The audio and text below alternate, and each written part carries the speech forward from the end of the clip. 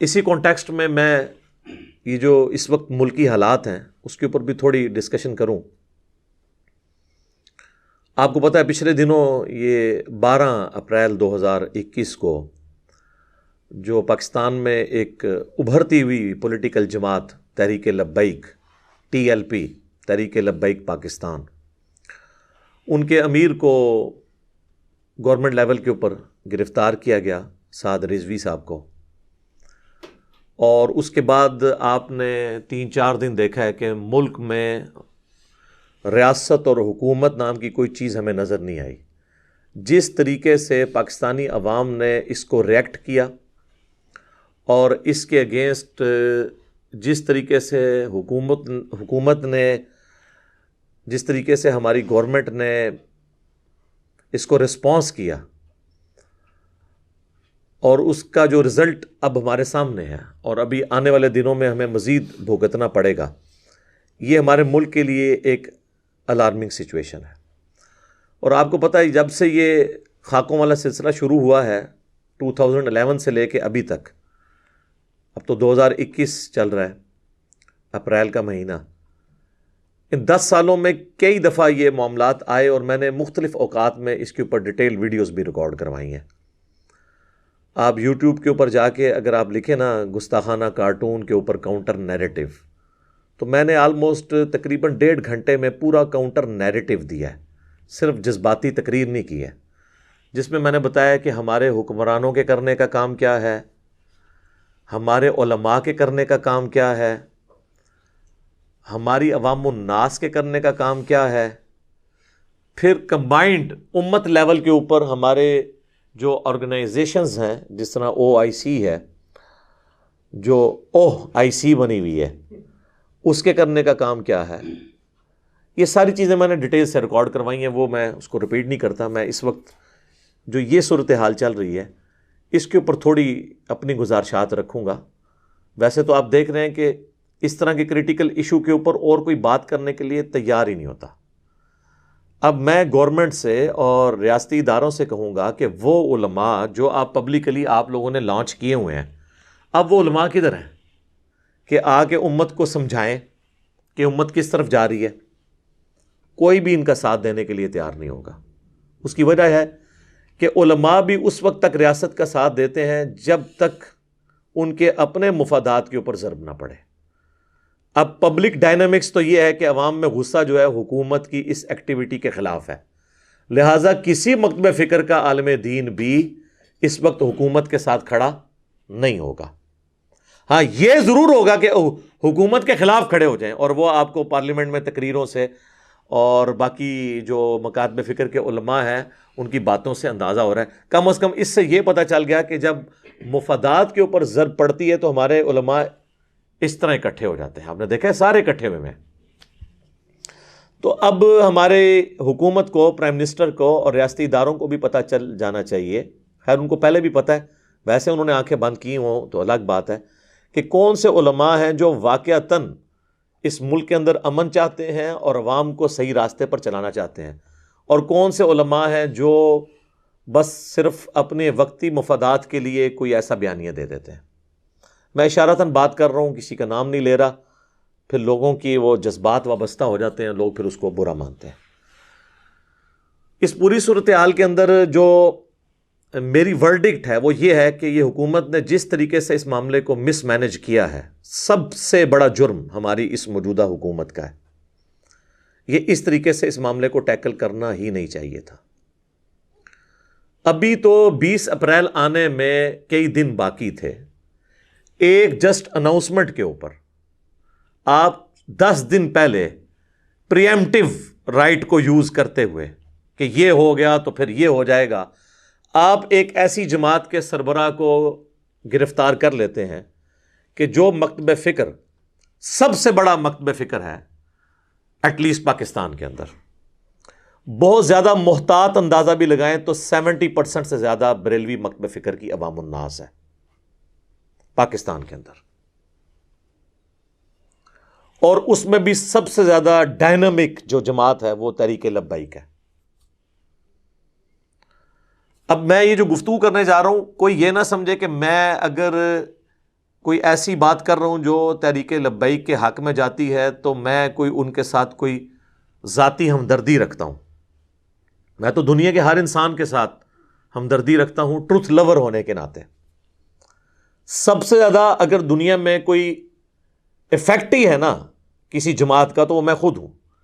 مجھ پہ جو 2 دفعہ مرڈر اٹیمپٹ ہوئی ہے، ایک دفعہ 28 اکتوبر 2017 کو، اور ابھی ریسنٹلی جو 14 مارچ 2021 کو، یہ دونوں اٹیمپٹ جو ہیں وہ تحریک لبیک سے تعلق رکھنے والے مختلف 2 بچوں کی طرف سے ہوئی.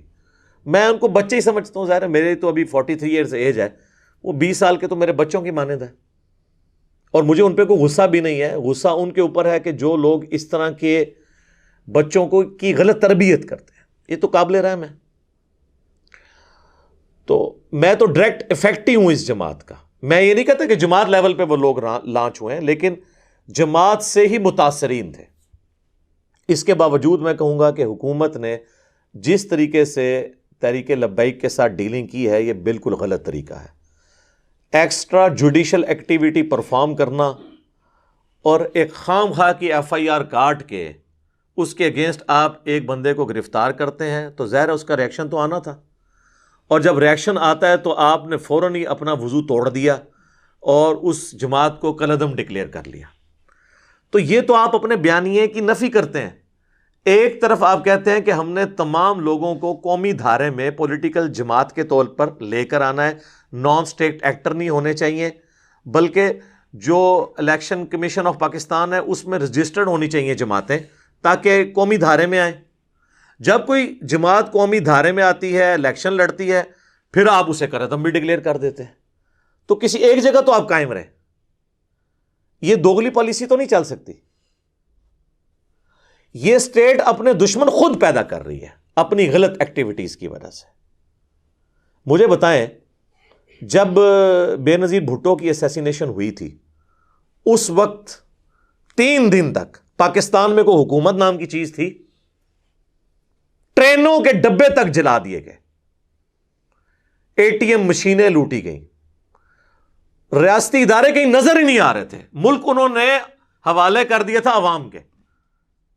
اس سے تو بہت کم یہ سچویشن ہوئی ہے تحریک لبیک والوں کی. تو کیا اس کے بعد پاکستان پیپلز پارٹی کو کالعدم ڈکلیئر کر دیا گیا تھا؟ نہیں کیا تھا. تو تحریک لبیک پاکستان کو کالعدم کیوں ڈکلیئر کر رہے ہیں آپ؟ یعنی لوگوں کو مجبور کر رہے ہیں کہ وہ پولیٹیکل دھارے سے نکل کر اسلحہ ہاتھ میں اٹھا لیں. یہ جو چاند ایک ایکٹیویٹیز ہوگی کہ انہوں نے پولیس والوں کو پکڑ کے مارنا شروع کر دیا، یہ تو سارے پولیٹیکل لیڈرز کی ماننے والے بھی یہ حرکتیں کر دیتے ہیں. اور یہ آئے دن اس طرح کے واقعات ہوتے ہیں. اتنی جلدی آپ نے ڈیسیژن لیا، اور ڈیسیژن اناؤنس کرنے والے ہمارے جو وزیر داخلہ صاحب ہیں ان کو شرم بھی نہیں آئی ہے. یہ وہ وزیر داخلہ صاحب ہیں جو الیکشن جب لڑتے ہیں تو اس کے اوپر لکھا ہوتا ہے مجاہد ختم نبوت. اور یہ خود ان کی پرانی ویڈیوز بھی اب یوٹیوب کے اوپر آپ کو مل جائیں گی، لوگوں نے دوبارہ سے اپلوڈ کر دی ہیں، کہ جب اسی تحریک لبیک کے دھرنے 2017 میں چل رہے تھے تو اس وقت یہی آ کے ہمیں یہ بھاشن دیا کرتے تھے کہ تحریک لبیک کا ساتھ دیں، ختم نبوت کے اوپر ہم کسی کو اس طرح ڈاکہ نہیں مارنے دیں گے، یہ نہیں کرنے دیں گے، وہ نہیں کرنے دیں گے. اور آج وہی جماعت ہے اور آپ ان کا ایٹیچیوڈ دیکھ لیں. تو یہ تو کوئی طریقہ نہیں ہے کہ آپ دوغلی پالیسی رکھیں. اور ہم سٹون ایج میں تو رہ نہیں رہے ہیں. وہ پنجابی میں ایک محاورہ ہے کہ گل کہندی ہے تو منو منہ کٹ میں تنوں شہرو کٹاں گی. تو آج کل تو اس کا اگلا ورژن آ چکا ہے. یعنی بات کہتی ہے تو مجھے منہ سے نکال، میں تجھے شہر بدر کروا دوں گی. کیونکہ بات تو اب تو بات ریکارڈ ہو جاتی ہے، ویڈیو ریکارڈ ہو جاتی ہے. ہوں گل کہندی ہے تو منو منہ کٹ میں تنوں دنیا تو ہی باہر کٹ دیاں گی. ظاہر ہے جی وہ لوگ تو پھر جنت میں پہنچا دیتے ہیں نا دوسروں کو. تو اب تو کوئی شخص بھاگ نہیں سکتا. اس کے پرانے بیانات اسے ہانٹ کریں گے، ڈراتے رہیں گے. کیسے کوئی بھاگ سکتا ہے؟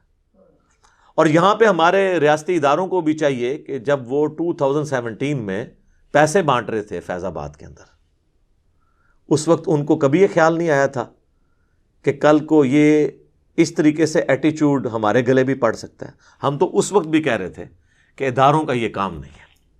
اور آپ دیکھیں اس وقت پاکستان کی سب سے بڑی عدالت میں یہ کیس پریزنٹ ہوا، اور اس عدالت کی جو ورڈکٹ آئی، جو ڈیسیژن آیا، وہ ایک پبلک ڈاکومنٹ ہے، وہ آپ کو نیٹ پہ اویلیبل ہے۔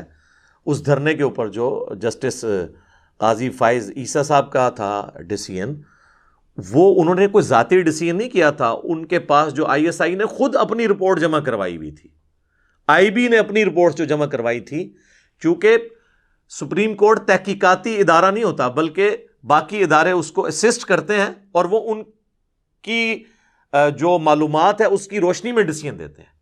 تو یہ فائز عیسیٰ صاحب نے اپنا ڈیسیژن اپنی مرضی سے نہیں لکھا تھا، بلکہ ان ایجنسیز کی رپورٹس کے اوپر لکھا تھا کہ اس جو دھرنے کو کس کس نے سپورٹ کیا، اور اس کے اوپر انہوں نے گائیڈ لائنز دی تھیں کہ اس طریقے سے آپ چلیں، ورنہ کل کے لیے آپ کی یہ مصیبت کھڑی ہو جائے گی۔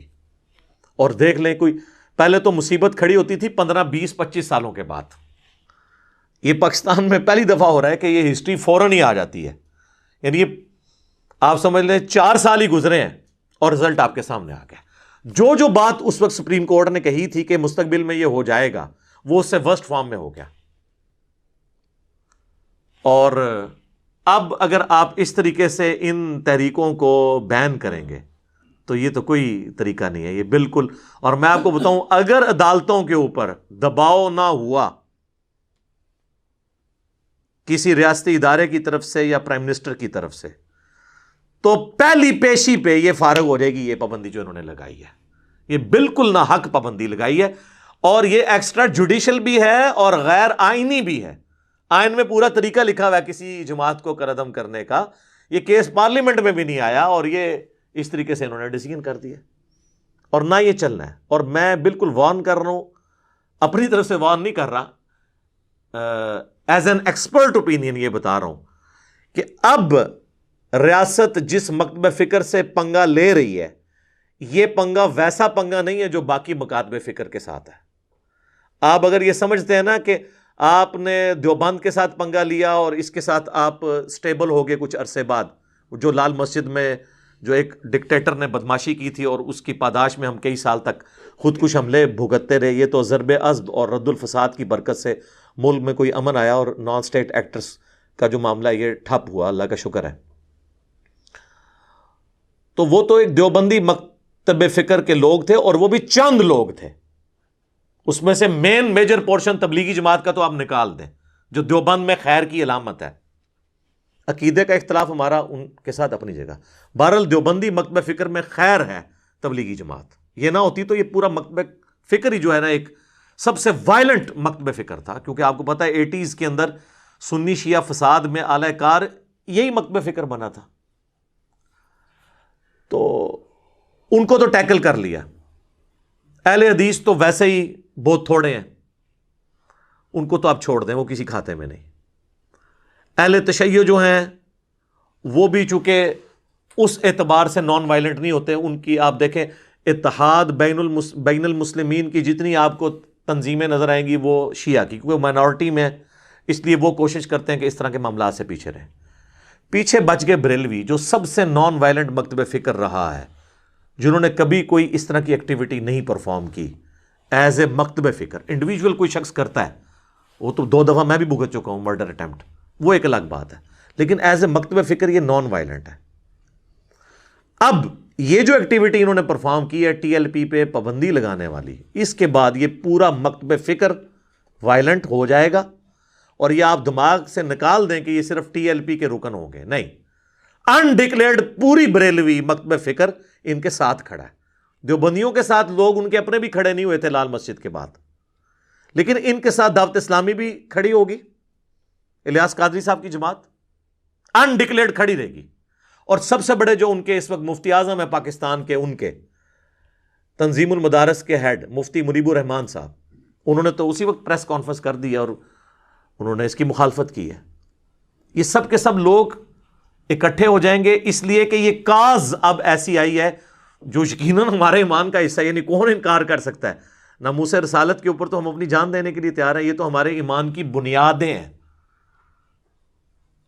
تو چونکہ بریلوی مکتب فکر نے اس چیز کو ایجنڈے کے طور پہ سامنے رکھا ہوا ہے، لہٰذا اب یہ کوئی نہیں دیکھے گا کہ اس کا تعلق ٹی ایل پی سے ہے یا دعوت اسلامی سے ہے یا منہاج القرآن سے ہے یا وہ نقشبندی ہے یا وہ قادری ہے یا وہ چشتی ہے یا سہروردی ہے یا وہ فلاں پیر کا مرید ہے، یہ گولڈے والی گدی کے ساتھ اٹیچ ہے، یا وہ جو ہے وہ سیال شریف کی گدی کے ساتھ اٹیچ ہے، یا وہ تونسا شریف والوں کے ساتھ اٹیچ ہے، یا وہ کوٹری والوں کے ساتھ اٹیچ ہے، وہ سب کے سب ایک ہوں گے۔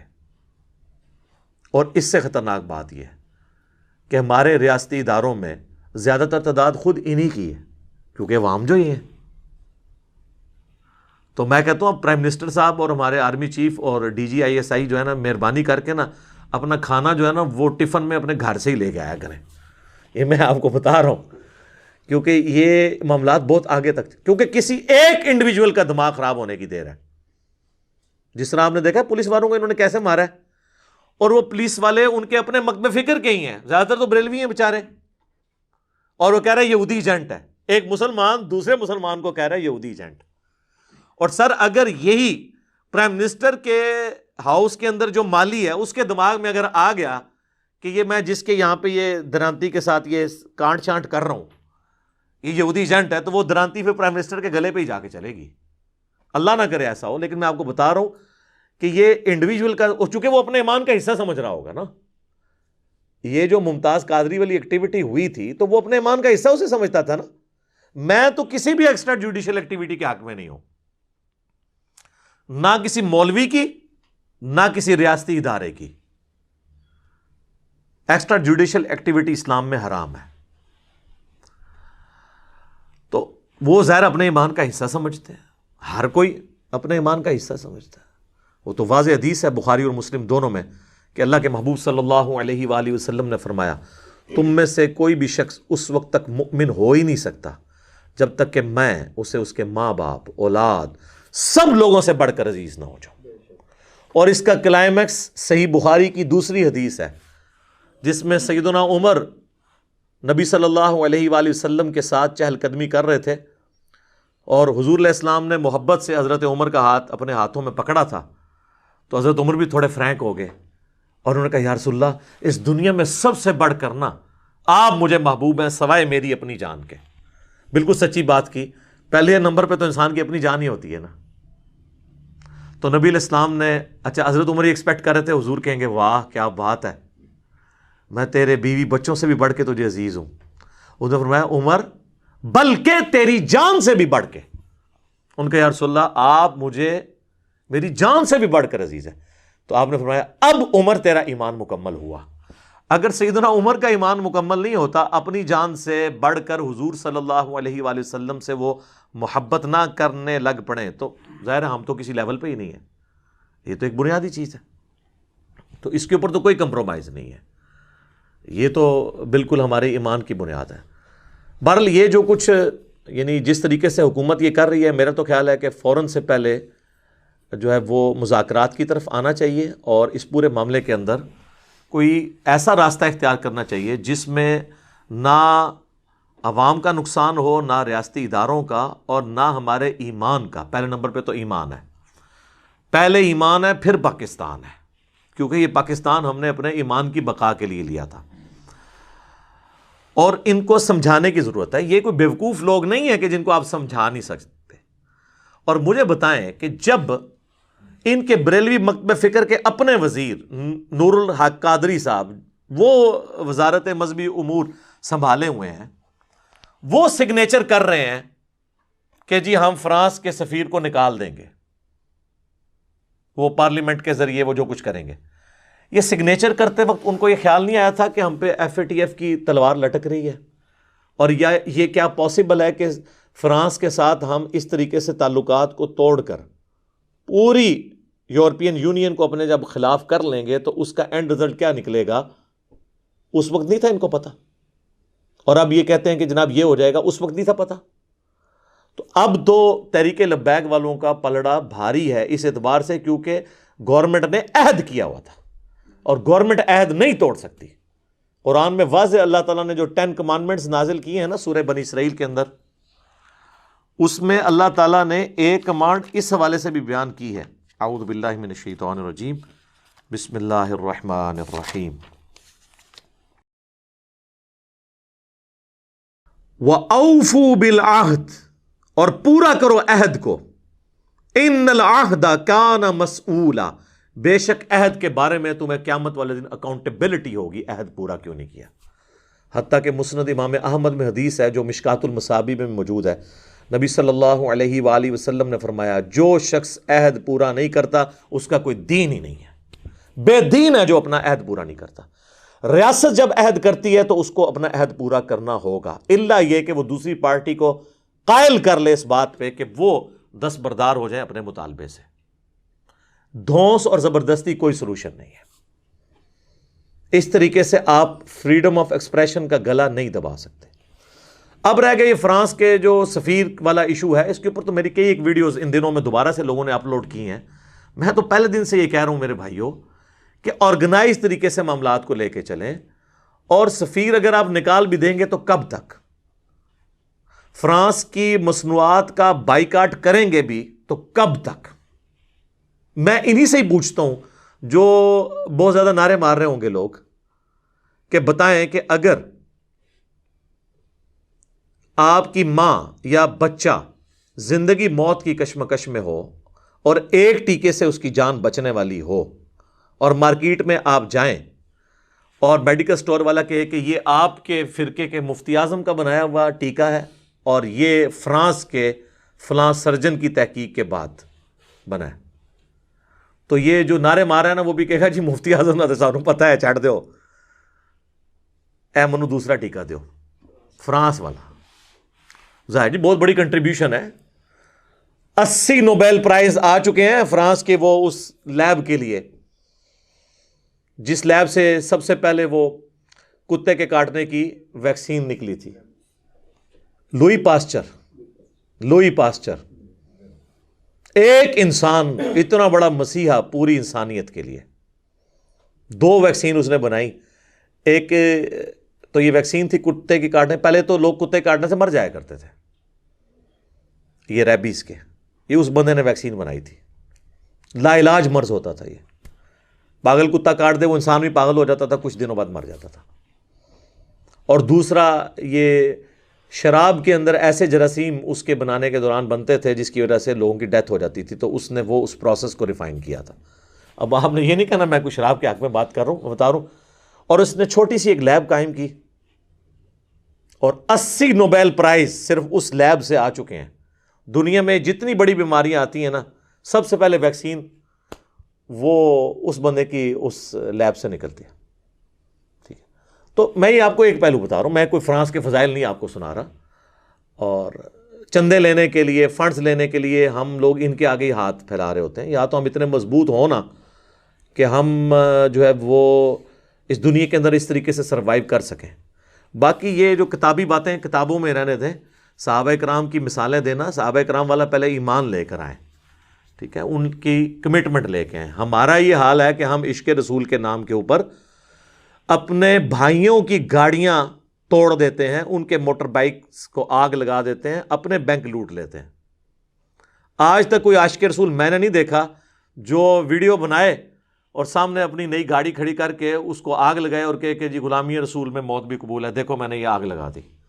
لیکن وہ جس کی گاڑی توڑ رہا ہوتا ہے، چاہے وہ پولیس کی گاڑی کوئی توڑے، کسی فوجی کی گاڑی توڑ دیتا ہے، وہ تو عوام کی گاڑی ہے، عوام کے ٹیکسز کی ہے، اور وہ ایک بندے کے معاف کرنے سے نہیں ہوگا، وہ کروڑوں عوام سے معافی مانگنی پڑے گی، یہ حقوق العباد کا معاملہ ہے۔ تو اپنا موٹر بائک اور اپنی گاڑی جلا کے تو کبھی نہ کسی نے عشق رسول کا اظہار نہیں کیا، یہ سب کچھ دوسروں کے اوپر ہی ہوتا ہے، تو یہ تو کوئی ایٹیچیوڈ نہیں ہے۔ تو حکومت کو بھی ہوش کے ناخن لینے چاہیے، جس طریقے سے انہوں نے بہیو کیا ہے نا، یہ کوئی طریقہ نہیں ہے، اور میرا خیال ہے کہ امید ہے کہ یہ معاملہ اس اعتبار سیٹل ہو جائے گا، ورنہ اگر کوئی سمجھتا ہے نا کہ وقتی طور پہ ان کو دبا لینے سے ایشو ایڈریس ہو جائے گا، تو سر یہ نہیں ہونا، یہ گلی گلی، محلے محلے، گھر گھر یہ معاملات آگے بڑھیں گے۔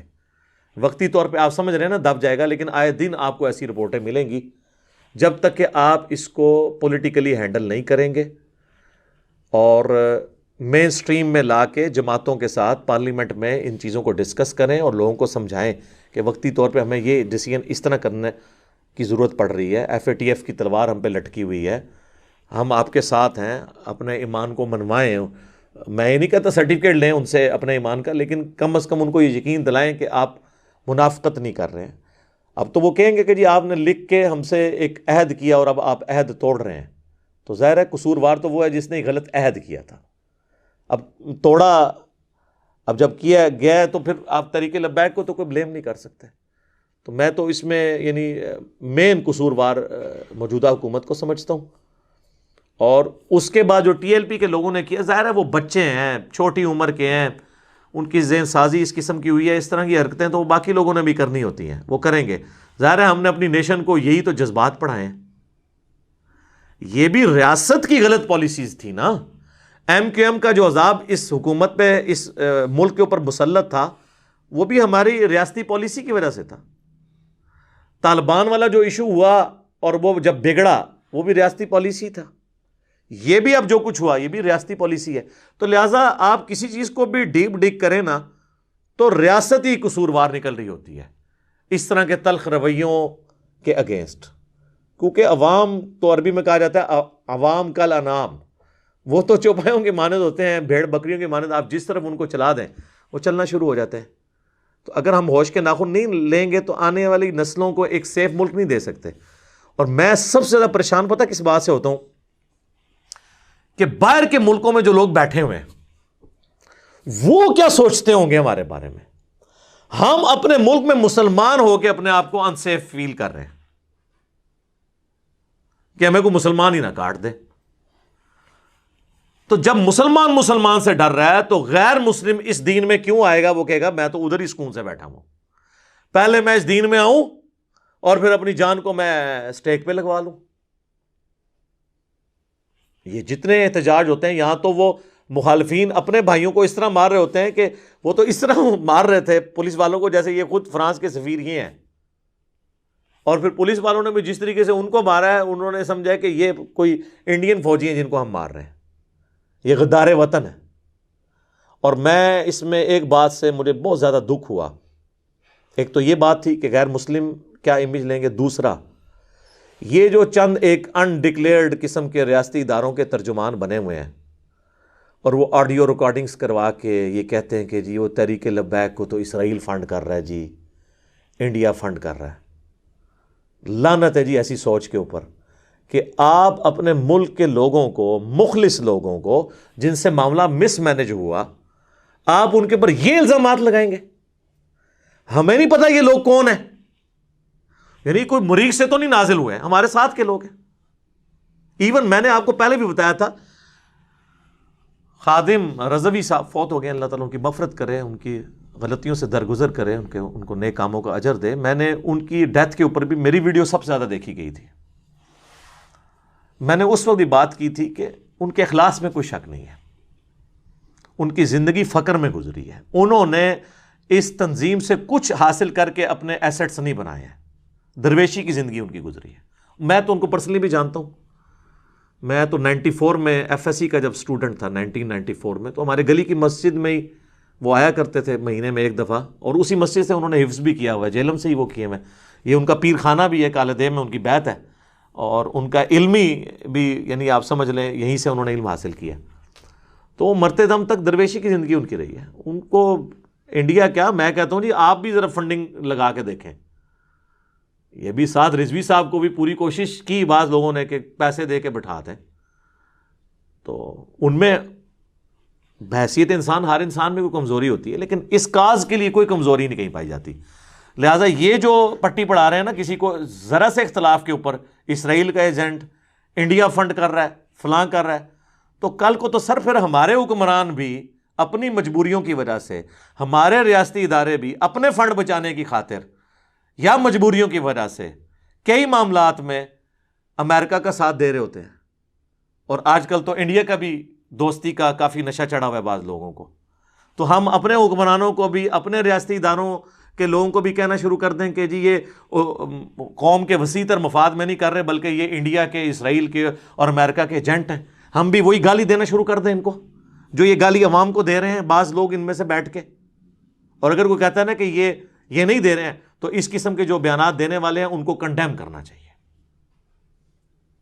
باقی ہر معاملے میں ٹویٹس آ جاتی ہیں ہمارے پرائم منسٹر صاحب کی طرف سے بھی، ہمارے ریاستی اداروں کی طرف سے بھی، اس طرح کے معاملات میں بھی آنی چاہیے کہ جی ٹھیک ہے ہمارا ٹی ایل پی کے ساتھ اختلاف اپنی جگہ، لیکن یہ محب الوطن ہے، پاکستانی ہے، اور مس مینجمنٹ ہو گئی تھوڑی سی، اور ان شاء اللہ تعالیٰ ہم ان کو ٹیکل کر لیں گے۔ اس طریقے سے چلیں، بجائے کہ آپ فوراً ہی جناب فارن فنڈنگ کا الزام لگانا شروع کر دیں گے، اور جی شواہد مل گئے ہیں۔ شواہد آج تک آپ لوگوں کی کوئی دلیل کورٹ میں کبھی ثابت نہیں ہوئی،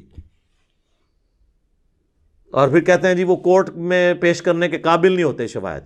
آپ سٹون ایج میں رہ رہے ہیں۔ آج کے دور میں تو آپ لوگوں کی ویڈیو خفیہ بنا سکتے ہیں، فون کالز ٹیپ کر سکتے ہیں۔ آج کے دور میں یہ کوئی ایکسکیوز نہیں ہے کہ کورٹ میں پیش کرنے کے قابل نہیں تھا یہ ثبوت، تو سر پھر آپ کو تو فوراً ان اداروں سے، حکومتوں سے الگ ہونا چاہیے کہ اس ماڈرن دور میں بھی آپ ثبوت نہ اکٹھے کر سکیں۔ میں یہ نہیں کہتا کہ میں انجینئر ہوں تو میرے حوالے یہ کریں، میں آپ کو یوں کر کے بتاؤں، یہ بھی نہیں میں کہوں گا، ورنہ لوگ کہیں گے یہ اپنے چکر میں، وہ کسی پڑھے لکھے بندے کے حوالے کریں، یہ 2 منٹ میں ٹھیک ہو جائے گا۔ پرائیویٹائز کر دیں، آپ دیکھیں کس طرح معاملات سیدھے ہوتے ہیں۔ تو یہ بہانے بالکل غلط ہیں۔ تو اس حوالے سے جتنی مجھے یعنی ایک باتیں کرنی تھی میں نے آپ کے سامنے رکھ دیں۔ یہ چند ایک گزارشات تھیں جو میں نے حکومت کے گوش گزار کرنی تھیں، اور عوام الناس کے بھی، علماء کے بھی، کہ معاملات کو افہام و تفہیم کے ساتھ، محبت کے ساتھ، ٹرو اسپرٹ میں، ایک دوسرے سے نفرت کی بجائے کو ایگزسٹ کرنے کے جذبے کے ساتھ ان معاملات کو سالو کریں، تاکہ ہم آنے والے اپنے پاکستانیوں کو ایک امن والا ملک دے سکیں انشاءاللہ تعالی۔